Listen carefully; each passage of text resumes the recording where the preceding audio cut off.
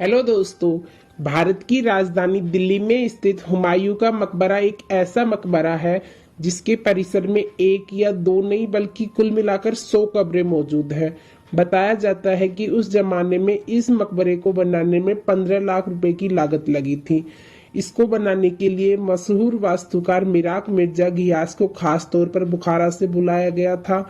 20 जनवरी 1556 को हुमायूं की मृत्यु के बाद पहले तो उन्हें दिल्ली के पुराना किला में ही दफनाया गया और सन 1558 में उनकी कब्र को कुछ सालों के लिए पंजाब के सरिंद में ले जाया गया। हाजी बेगम के नाम से जाने जाने वाली उनकी विधवा हमीदा बानो बेगम ने उनकी मृत्यु के 9 साल बाद यानी कि सन 1565 में इस मकबरे का निर्माण कार्य शुरू करवाया और साल 1572 में यह हुमायूं का मकबरा पूरा बनकर तैयार हो गया और इसको आज भी एक प्यार की निशानी के रूप में जाना जाता है। संत निजामुद्दीन औलिया दिल्ली के मशहूर सूफी संत हुआ करते थे और यही वजह है कि उन्हें दिल्ली के शासकों द्वारा काफी माना जाता था।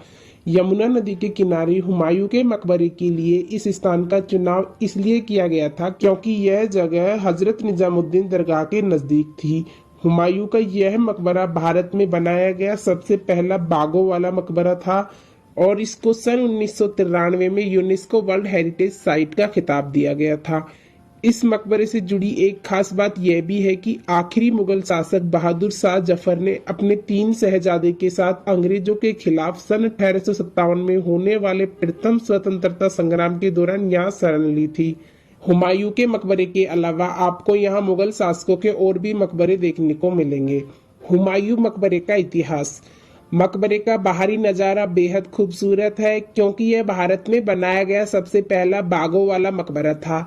सम्राट हुमायूं की मृत्यु के बाद हमीदा बेगम ने फारसी वास्तुकार को बुलाया और उनसे कहा कि वे इतना शानदार मकबरा बनाए कि दुनिया इसे आने वाले युगों तक याद रखे।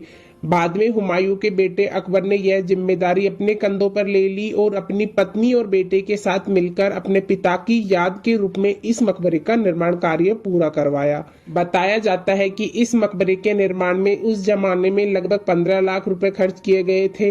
एक फारसी वास्तुकार मिर्जा घियास ने इस मकबरे को डिजाइन किया था। उन्हें हिरात बुखारा से विशेष रूप से इस इमारत के निर्माण कार्य के लिए बुलवाया गया था। इस इमारत के पूरा होने से पहले ही वे चल बसे, लेकिन उनके बेटे सैयद मोहम्मद ने अपने पिता का काम पूरा किया और मकबरा सन 1572 में बनकर पूरा तैयार हुआ। यह खूबसूरत मकबरा 8 पक्ष कक्षों की अवधारणा पर बनाया गया है जो इस्लामी स्वर्ग विचारधारा का प्रतीक है। जैसा कि हुमायूं का मकबरा हमीदा बेगम द्वारा बनवाया गया उनके पति की मृत्यु के बाद उनकी स्मृति है, ठीक वैसे ही मुगल सम्राट शाहजहां को अपनी पत्नी मुमताज की मृत्यु के बाद एक भव्य स्मारक बनाने की प्रेरणा मिली और लगभग 1 सदी बाद ताजमहल बनवाया गया था। और खास बात यह है कि ताजमहल का डिजाइन और वास्तुकला हुमायूं के मकबरे से काफी मिलती जुलती है। संत निजामुद्दीन औलिया दिल्ली के प्रसिद्ध सूफी संत हुआ करते थे, इसलिए उन्हें दिल्ली के शासकों द्वारा काफी माना जाता था। यमुना नदी के किनारे मकबरे के लिए इस स्थान का चुनाव इसलिए किया गया था क्योंकि यह जगह हजरत निजामुद्दीन दरगाह के पास थी। हुमायूं मकबरे की वास्तुकला। हुमायूं ने अपने शासनकाल के दौरान फारसी स्थापत्य कला के सिद्धांतों का ज्ञान प्राप्त किया था और इसीलिए कई लोगों का मानना है कि उन्होंने खुद ही इस मकबरे की योजना बनाई थी। हालांकि इस बात का कोई अभिलेख नहीं पाया गया है। यह मकबरा एक वर्गाकार उद्यान यानी कि स्क्वायर शेप गार्डन के केंद्र में स्थित है और 4 बागों द्वारा 4 मुख्य भागों में विभाजित है। इसमें जगह जगह पर आपको नालियां दिखाई देंगी जिनसे यहाँ चारों तरफ बने उद्यानों में पानी पहुंचाया जाता था। यहाँ आपको हर जगह फव्वारे भी देखने को मिल जाएंगे जिनके चलाए जाने से यहाँ का माहौल गर्मियों में ठंडा और खुशनुमा हो जाया करता था। हम आपको बताना चाहेंगे कि हुमायूं का मकबरा फारसी और हिंदू वास्तुकला के मिश्रण से बनाया गया है। इसके आगे कॉरिडोर और ऊंचे दोहरे गुंबद फारसी वास्तुकला की उदाहरण है और छतरियां भारत वास्तुकला के नमूने हैं। इस मकबरे के ऊपर बना गुंबद 42.5 मीटर ऊंचा है और इस स्मारक की जहां से शुरुआत होती है वहां से शुरू होने वाले 2 प्लेटफार्म का अलग करने के लिए सीढ़ियों का निर्माण किया गया है।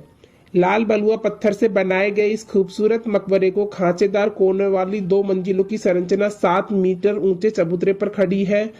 ऐसा माना जाता है कि हुमायूं के मकबरे ने एक नई परंपरा की शुरुआत की थी। जिसकी सबसे बड़ी उपलब्धि आगरा का ताजमहल माना जाता है। इन दोनों इमारतों के बीच एक ही तरह की प्रेरणा है। एक का निर्माण एक समर्पित पत्नी ने अपने पति के लिए करवाया और दूसरे का निर्माण एक समर्पित पति ने अपने पत्नी के लिए। आपकी जानकारी के लिए बता दें कि इस मकबरे में मुगल वंश के अनेकों शासक दफन हैं और इससे जुड़ी एक खास बात यह भी है कि आखिरी मुगल शासक बहादुर शाह जफर ने अपने 3 शहजादों के साथ अंग्रेजों के खिलाफ 1857 में होने वाले प्रथम स्वतंत्रता संग्राम के दौरान इस मकबरे में शरण ली थी। ऊपर चढ़ने के बाद चारों तरफ आपको कुछ कक्ष दिखाई देंगे जिनके ऊपर झरोके बने हुए हैं। यहाँ हर कक्ष के बाहर एक कब्र बनी है जो कि मुगल वंश के परिवार के लोगों की ही कब्र है। यहाँ की दीवारों और छत पर आपको मुगल वास्तुकला की खूबसूरत कलाकारी देखने के लिए मिल जाएगी। ठीक ऐसी ही कलाकारी आपको अकबर के मकबरे में और आगरा के किले में भी दिखाई देगी।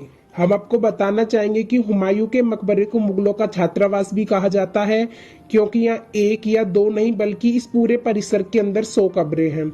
लेकिन इन कब्रों पर कुछ भी ना लिखे रहने की वजह से यह सभी किनकी हैं यह पहचान पाना बहुत मुश्किल है। मुगल सम्राट हुमायूं और उनकी बेगम हमीदा बानो के अलावा इस परिसर में मुगल सम्राट शाहजहां के बड़े बेटे दारा सिकोई और कई उत्तराधिकारी मुगल सम्राटों जैसे कि जहांगीर, शाह फरूख, सियार रफी उल दरजत, रफी उल दौलत और आलमगीर द्वितीय की कब्र मौजूद है। इस मुख्य इमारत के पास में ही आपको एक दरवाजा दिखाई देगा जिसको कहा जाता है चिल्ला गेट, जिसको उस जमाने में हजरत निजामुद्दीन दरगाह तक जाने के लिए इस्तेमाल में लिया जाता था। और हजरत निजामुद्दीन दरगाह उस जमाने के जाने माने संत निजामुद्दीन औलिया की मृत्यु के बाद बनवाई गई थी और इस दरगाह के लिए मुगलों के दिल में खास जगह हुआ करती थी। इस परिसर में आपको एक और इमारत भी दिखाई देगी जिसको कहा जाता है नायिका गुबंद यानी कि बार्बर स्टॉम, जिसके अंदर मुगल बादशाहों के शाही हजाम और उनकी बेगमों की कब्र मौजूद है। इस गुबंद को 16वीं शताब्दी के अंत में बनवाया गया था। इन सभी इमारतों के अलावा यहाँ एक और इमारत भी है जो इस मकबरे के परिसर के बाहर स्थित है। इसमें लगे नीले रंग के सुंदर टाइल्स की वजह से इसको नीला गुबंद या नीला भुज के नाम से भी जाना जाता है। इस गुबंद का निर्माण अब्दुल रहीम खान खाना ने अपने सेवक मियाँ के लिए करवाया था और अब्दुल रहीम खान खाना मुगल बादशाह अकबर के दरबार में शामिल उनके 9 रत्नों में से एक हुआ करते थे। ईसा खान मकबरा। ईसा खान का मकबरा सनकेन गार्डन की वजह से बेहद प्रसिद्ध है। यह मकबरा दिल्ली के हुमायूं टॉम कॉम्प्लेक्स में स्थित है।